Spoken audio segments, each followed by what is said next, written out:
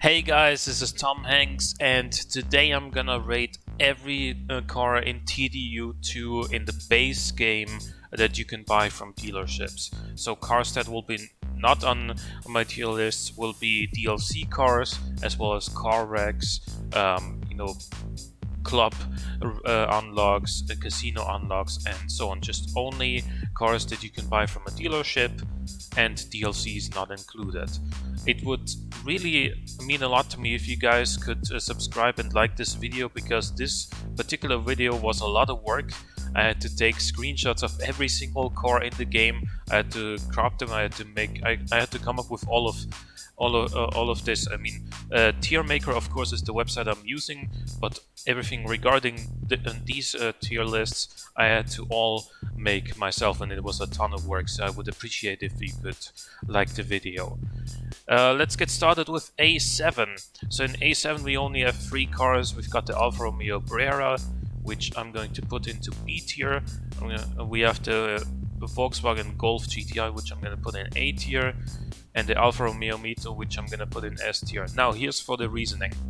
The Brera is the most powerful car out of the 3, and it would be the fastest in a straight line if it could actually put its power to the ground, but it can't.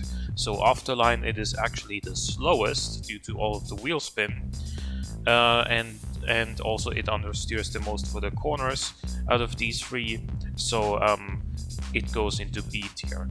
A tier, the Golf, on a purely mechanical level is probably going to be the best car out of the 3.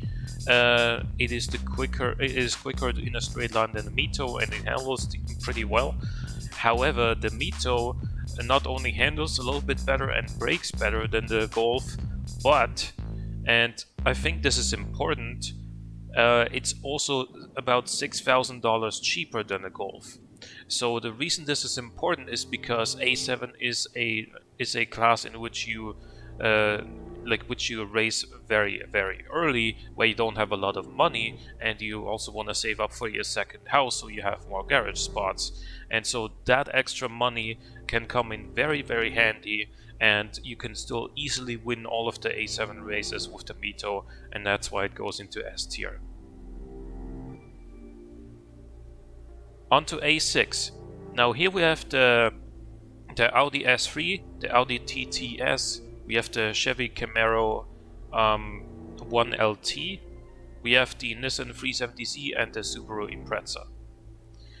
The Audi goes into B tier, the S3 that is, because it doesn't handle particularly well. It's about on par with most of these in terms of acceleration and stuff, and it's restricted to 155 miles an hour, like most of these, but not all of them. And so this goes into B tier because there's just better options out there. The TTS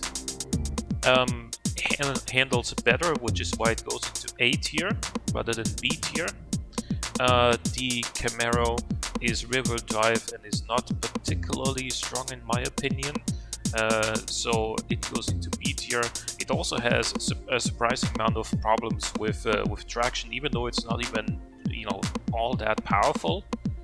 The Nissan doesn't, and that's why it goes into A tier. It is clearly a really, really good car in A6 in my opinion. It goes well, it handles well, you can definitely win all of the races in A6 with the Nissan 370Z, and of course, as all of these cars, it's also upgradable. But come on, was there ever any doubt that the Subaru wouldn't be S tier? This is clearly the best car in A6 in my opinion. Not only is it all-wheel drive like the Audis, so it can actually put its power to the ground, but also it is the most agile car of the bunch. And if you do happen to go off-road for a second in a race, so if you come off the track, it doesn't matter because this is a rally car. So it's just as quick off-road as it is on-road, and that's enough. Combined with its already really good abilities on-road, I can't give this anything less than S tier. So we're on to A5. And here we have the Audi S5, the Audi... sorry. This is getting embarrassing because there's too many of them. Oh, the TTRS Roadster, that's what this is. Then the Dodge Charger SRT8, the Ford Mustang GT, the Lotus Evora, and the Mercedes SLK 55 AMG. The Audi S5 is clearly a really good car in A5. I'd even say borderline between A and S tier. It's got a lot of traction. It goes well. It's got a beefy V8, lots of torque, and obviously due to all-wheel drive, it's also got very good traction. Same for the TTRS, although I do feel like acceleration-wise it is a little bit slower than the S5 because it just makes less horsepower.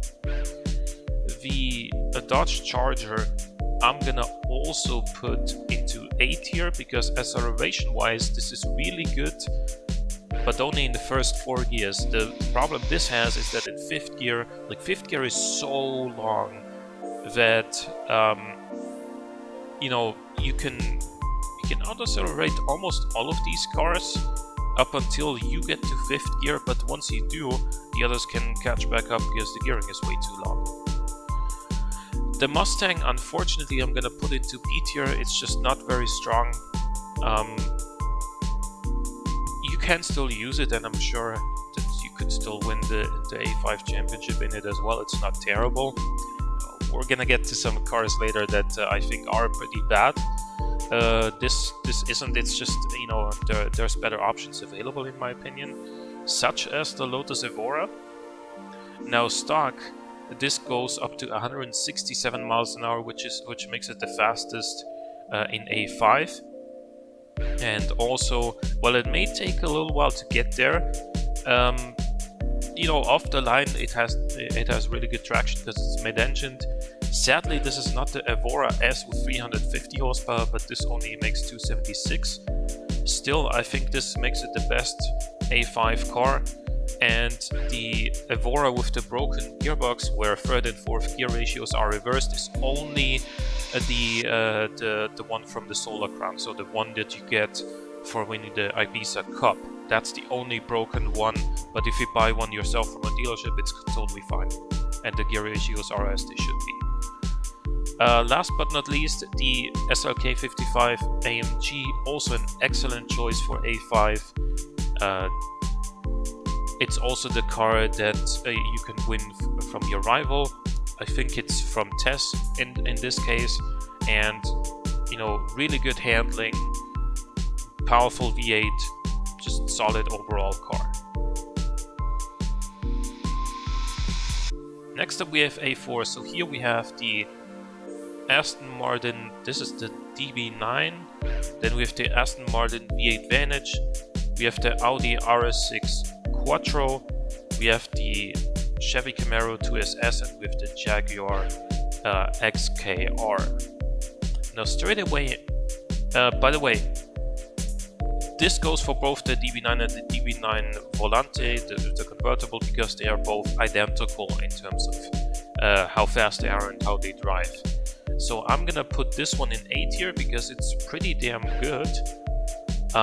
But it does struggle a little bit with traction. It's got a little bit too much power for only its rear wheels, but if you can keep that in check, it is a very good car. The V8 Vantage is, in my opinion, the only S tier car in A4, because it is every bit as quick as the DB9, but it has better traction because it has a smaller engine, and but because this is a smaller and lighter car, it also handles as well, if not better, than the DB9. Next up, I'm gonna put the Audi RS6 Quattro, RS6 Avant, sorry, in C tier, because when I tested, you know, the different cars at the Audi dealer, this is no quicker than anything that's in A5 class. And it's also limited to 155 miles an hour. So this has A5 performance, but in A4, so this is clearly behind everything else. The Camaro 2SS I'm gonna put in B tier. It is decent.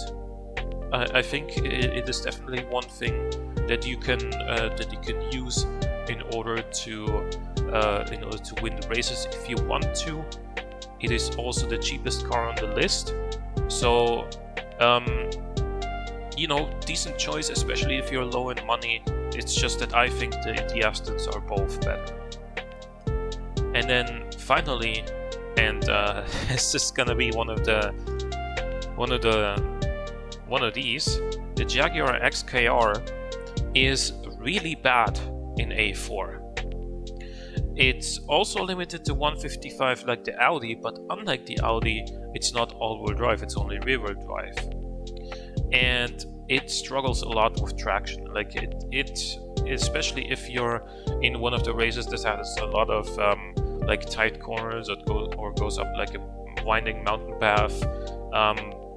Yeah, in all those second and low third gear corners, this is just gonna be sideways everywhere, and you lose so much time.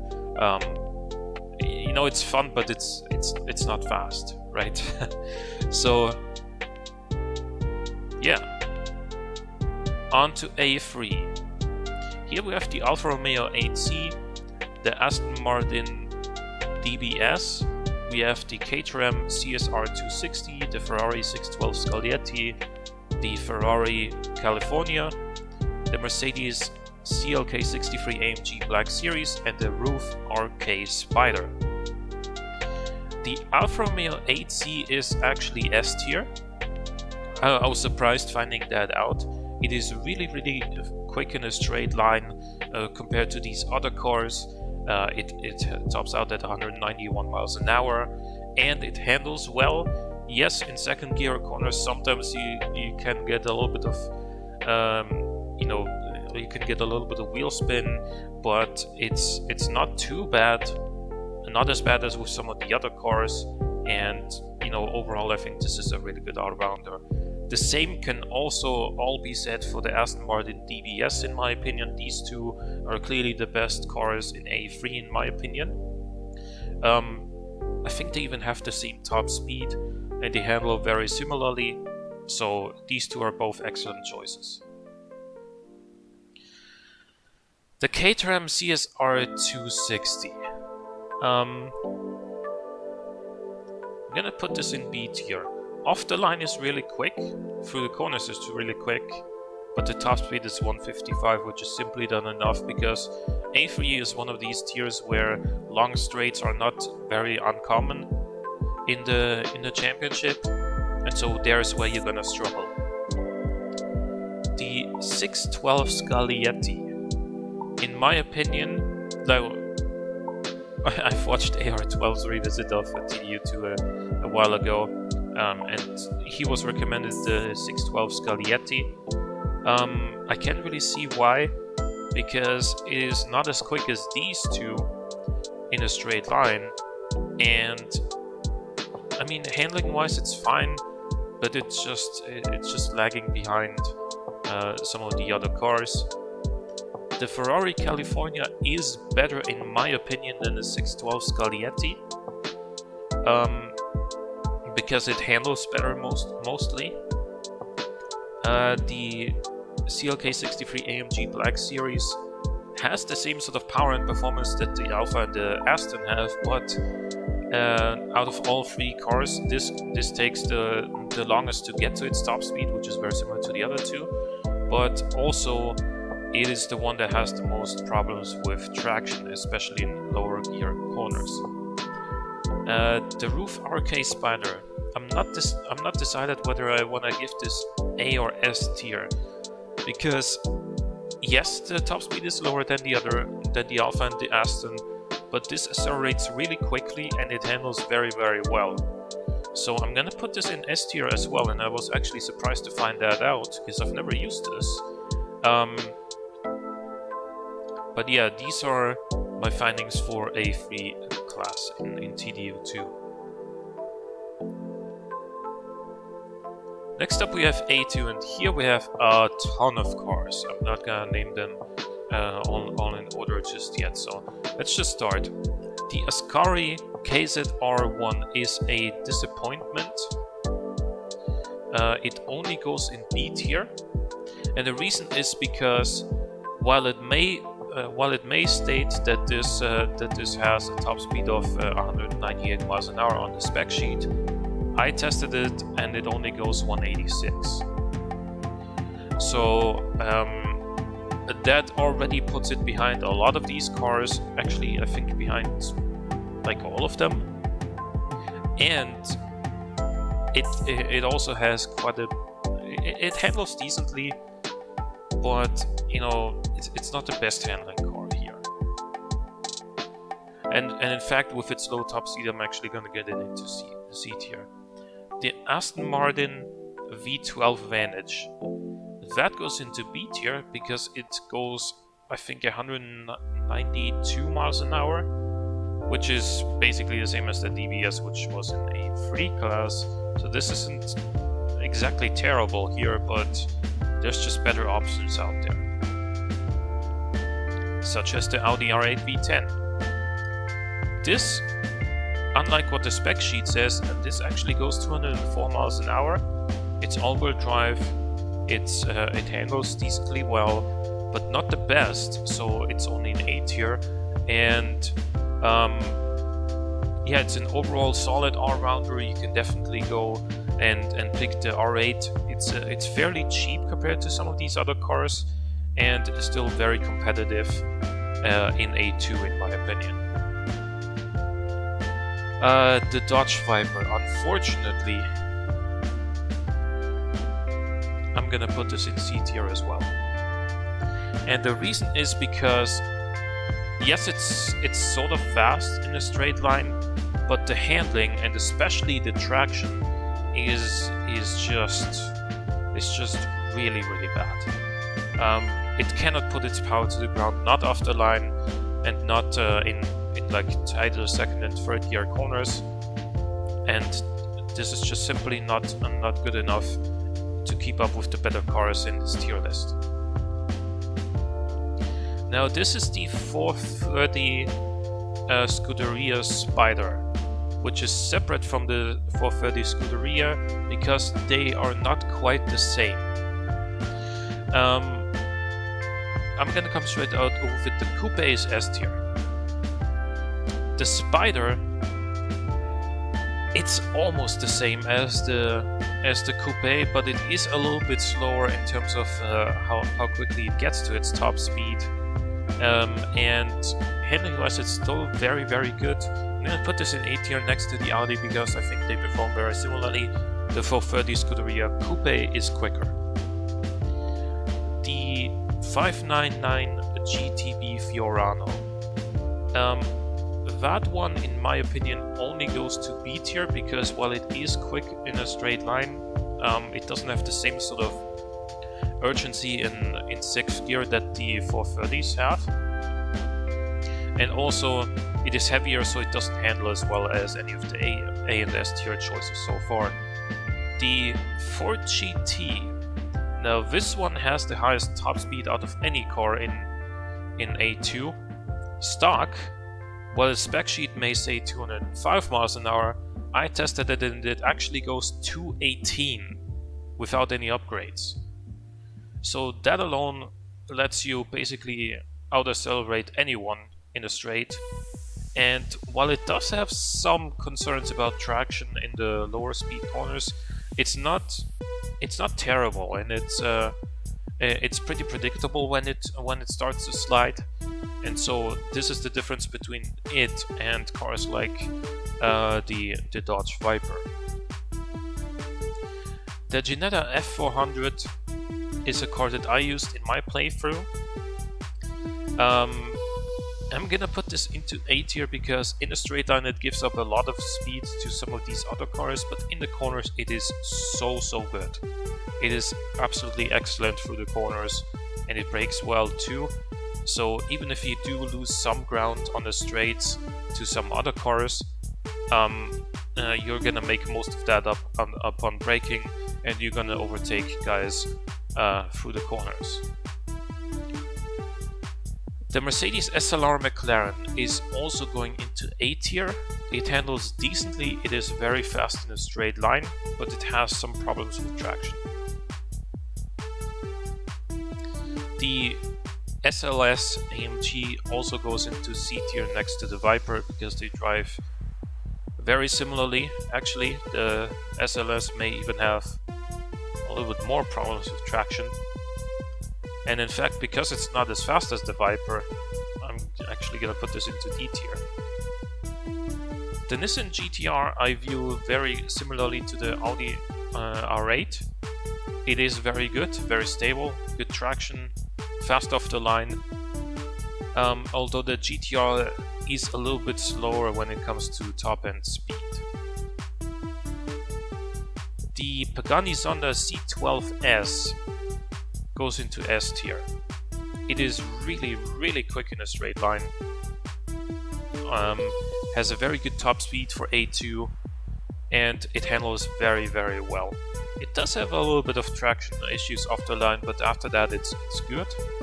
And the long gearing helps it not only accelerate through the gears, but also helps it with the traction once you're actually going. Okay, now the roof, which is this one, the RGT, Roof RGT. This one goes into A tier. Rear-wheel drive, decent traction, very good straight line performance, solid all-rounder.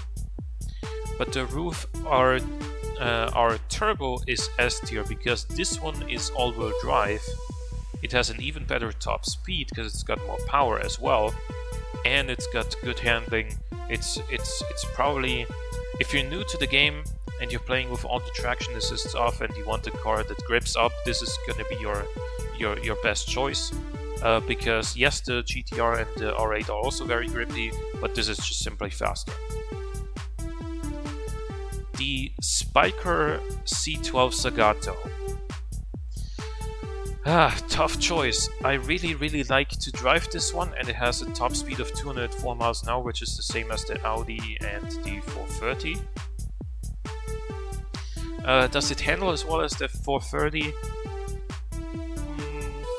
Almost. I'm gonna put this in A tier, and also do keep in mind that this costs about 3 times as much as the Ferrari, so that's also something holding it back. But it is a very solid car if you can and want to afford it. Sadly, the TVR Cigaris is also D tier in A2 class. It's pretty much the same story as the SLS, not fast enough in a straight line compared to some of these other cars, and just no traction.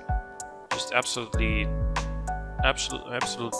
horrible in terms of putting its power to the ground.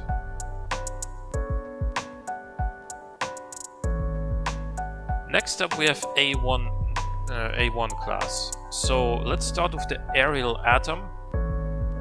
And this is gonna be controversial, but I'm gonna put this into D tier as well. Yes, it's quick off the line, and up until about 100 miles an hour it is very quick. But races in A1 don't end at 100 miles an hour, and this tops out at just 155. So as good as it is in the corners, this is simply, in my opinion, not viable. You can probably still win races in it if you do choose it, because the difficulty in this game is not particularly high, but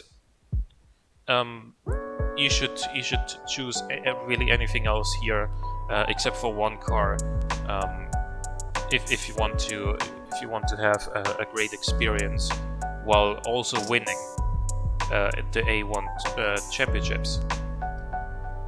The Ascari A10 is also a bit of a letdown, just like the KZR1. And again, the spec sheet says this would do 220 miles an hour, but it only does 210. Even so, I think this is an A tier car here, because the cornering is pretty good, and it is fast enough to keep up with most of these in a straight line. And Well, it's a well-rounded car. The 177 takes the spot below it because it is slower to get up to the high speeds than the Ascari is, and also slower than some of these other cars. And the Aston is also heavier, so it doesn't handle quite as well. It's just not quite up to the other standard, up to the standard of some of the other cars.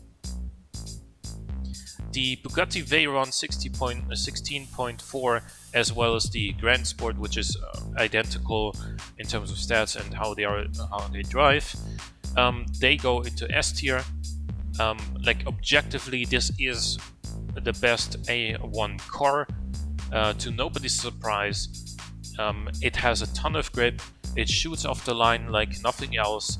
It has 1,000 horsepower, so it does 252 miles an hour. You know, and handling isn't that bad. Especially in the higher speed stuff, it does tend to understeer a little bit, but in my opinion, this is not enough to justify anything lower than S tier. Now, the 599 GTO is unfortunately only B tier. It is simply not fast enough to keep up with some of the other cars, and while it handles reasonably well, it doesn't handle as well as some of the other cars that are still to come, and yeah, it's just not good enough. Sadly, the Enzo is basically in the same boat, except it has a lower top speed than the 599 GTO for some reason. Now, it is well known that the Ferrari Enzo in TDU2 is not as fast as it would be in real life. So please keep that in mind. In real life, I love the Enzo. It's actually one of my favorite cars ever made. And in real life, it would do something like 224 miles an hour or similar. It has been clocked at 360 kilometers an hour several times, so that's about 223, 224 miles an hour. In the game, it only goes 204. Yeah, same as the 430 Scuderia, which is A2. Next up, the Koenigsegg CCXR. This also goes into C tier because while it is clearly faster than the Enzo, there's two main problems with it. Traction, and the fact that when you're above 180, 190 miles an hour, for some reason, this starts slowing down considerably, unlike the Veyron, which has a very similar top speed. And so, if you're gonna spend like 2 million on either one of these, the Veyron or the Koenigsegg, just get the Veyron. It's quicker off the line, and it's faster in the high speeds, and you can get around corners more reliably because it's all-wheel drive, so it can put its power to the ground, unlike the Koenigsegg. Next up, we have the McLaren 12C, which I'm going to put into C tier as well. It handles pretty well, but it suffers from the same thing as the Enzo, with only a 204 mile an hour top speed. Only that this is pretty much exactly in line with the real car, unlike what's the case with the Enzo. Next up, we have the McLaren SLR Stirling Moss, which it's difficult to say. I think I'm gonna go with A tier for this one. I think it is better than the Aston and the 509 GTO, because it is faster, and this is also a very light version of the SLR McLaren. So it handles decently well. It's got some problems with traction, but if you can keep that under control, it is actually a fairly solid choice. The Pagani Zonda Cinque goes to S tier. It is very fast in a straight line, not as fast as the Bugatti and the Koenigsegg, but it is still very, very quick. If you tune it all the way, you can get it up to, I think, 248 miles an hour. Stock it does something like about 220.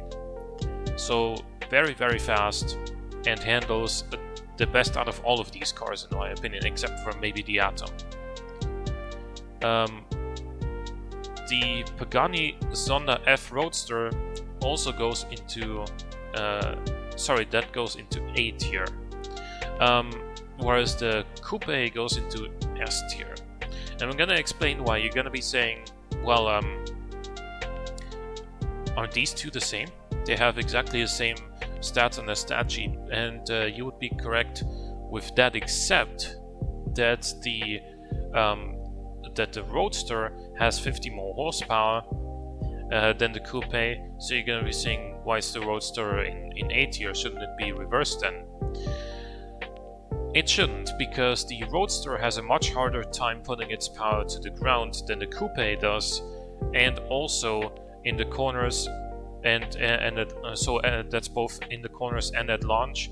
The Coupe is just way more stable and has a lot more traction, so it is much easier to drive, and you don't really feel the extra 50 horsepower that much between the two, because the Roadster is also slightly heavier.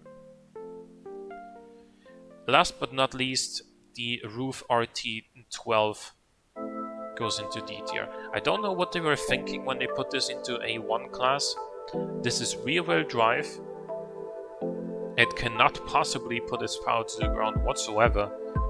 And even when you do get it going, it's not as fast as, you know, these B tier cars. So yeah. Let's move on to C4, where we have exactly 3 cars, and I think the Mustang is viable. You can win races with it, but it's only got 3 gears, so it tops out very quickly, and at that point it gets overtaken by both the Lancia and the Lotus. The Lancia is the best because it's all-wheel drive, so it's got the best traction. It's also got the best acceleration out of these 3, and it handles the best as well. So C3, we've got the Corvette, as well as the Ferrari 308, the Ferrari Dino 246, the Jaguar E-Type, and the Mercedes 300 SL.